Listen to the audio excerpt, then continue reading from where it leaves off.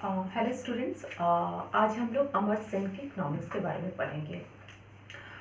Economics एक ऐसा subject है जिसमें मैं सभी को विद्यार्थी करती हूँ, टीचर को भी विद्यार्थी करती हूँ, स्टूडेंट को भी विद्यार्थी करती हूँ, वो तो विद्यार्थी हैं ही। क्योंकि एक ऐसा सब्जेक्ट है जहाँ हमें प्रतिदिन कुछ ना कुछ जानने को है और सीखने को है। तो आज हम अमर सेन के इकोनॉमिक्स को सीखते हैं, जानते हैं। उनका जन्म 1933 में हुआ था और 1998 में उनको अर्थशास्त्र के लिए नोबेल पुरस्कार मिला था। उनका जो अर्थशास्त्र है वो प्रोफेसर पीकू, महात्मा गांधी के अर्थशास्त्र से मिलता जुलता अर्थशास्त्र है, क्योंकि महात्मा गांधी ने भी, विवेकानंद ने भी समाज के कल्याण की बात की थी। उन्होंने भी कल्याण की बात की है, गरीबों की बात की है, भुखमरी की बात की है। तो वो एक ऐसे अर्थशास्त्री हैं जो ऐसे समय जब पूरी दुनिया के अर्थशास्त्री मांग और पूर्ति के नियमों में फंसे उलझे पड़े हुए थे, उस वक्त उन्होंने पूरे विश्व का ध्यान, विश्व की गरीबी पर ध्यान दिलवाया और जिस जिस जगह पर गरीबी है उस जगह पर की ओर पूरी दुनिया का ध्यान दिलाया। और उन्होंने पहली बार ये बात की खुलासा किया कि जहाँ जहाँ अच्छा स्वास्थ्य, शिक्षा का अभाव है, वहाँ वहाँ गरीबी है। जहाँ जहाँ अच्छे शिक्षा, स्वास्थ्य नागरिकों को मिल रहा है, वहाँ पर गरीबी की समस्या से बहुत हद तक उन लोगों ने निजात पा लिया है। तो आज हम लोग उनके अर्थशास्त्र को डिटेल में पढ़ेंगे। उनका एक पॉलिटिकल व्यू है, अमर सेन पॉलिटिकल व्यू। पॉलिटिकल, वो तो अर्थशास्त्री हैं, लेकिन पॉलिटिकल व्यू मतलब उनका एज व्यू की सरकार क्या किस तरीके का दृष्टिकोण होना चाहिए, किस तरीके की नीति होनी चाहिए। तो उन्होंने राजनीति के बारे में कहा कि राजनीति की मनोदशा बदलनी होगी। लोगों को अपनी वैचारिक बदलाव लाने की आवश्यकता है कि वो जब भी अपने बात करे तो अपने हक की बात करे, करुणा की बात ना करे, दया की उम्मीद किसी से ना करे। वो उनका हक है, वो हक की बात करे। तो राजनीतिक स्वतंत्रता, अभिव्यक्ति की स्वतंत्रता की उन्होंने बात की है। दूसरे, सोशल व्यू उनका क्या था? एक वो ऐसे समाज की स्थापना करना चाहते हैं जहां लोगों के पास वही अधिकार, स्वतंत्रता है जो कि दूसरे हर वर्ग के लोगों को अपना समान रूप से स्वतंत्रता है, कोई सामाजिक विषमता नहीं है। ऐसे समाज की उन्होंने पक्षधर हैं और वो भूमि सुधार आंदोलन के बहुत बड़े पक्षधर हैं।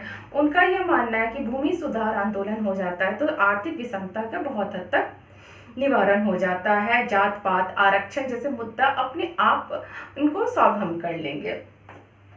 फिर अमर सेन की इकोनॉमिक्स क्या है, वो अंडर डेवलप्ड कंट्रीज के बारे में क्या कह रहे हैं।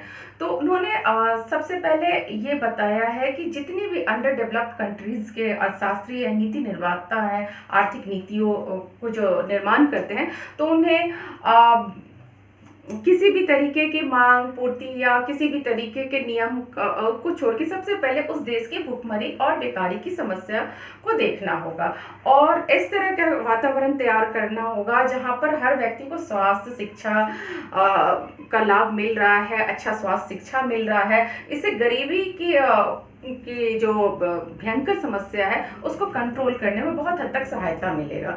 उन्होंने ये बताया कि ज़्यादातर ये दुर्भाग्यवश हम कहें या सौभाग्यवश 60% लोग जो हैं वो गैर गरीब हैं, वो गरीब नहीं है। तो कोई भी लोकतांत्रिक सरकार 40 और 60 का रेशियो है, तो कोई भी लोकतांत्रिक सरकार उस रेशियो को जो देख रही है जहाँ 60% है तो उसको इग्नोर नहीं कर सकती। और वो जो 60% लोग हैं उनको अपनी बात रखने की क्षमता और कैपेसिटी और तरीका पता है। तो ये 40% लोग हैं, उनके बारे में अब सरकार को सोचना है, उनको उसमें भागीदारी लाना होगा। और ये तब तक संभव नहीं है जो 60% लोगों की भागीदारी को कुछ कम करके ही इनको लेके आना होगा। ये संभव नहीं है कि हाँ हम उनको भी लें और उनको भी आर्थिक में भागीदार बनाएं।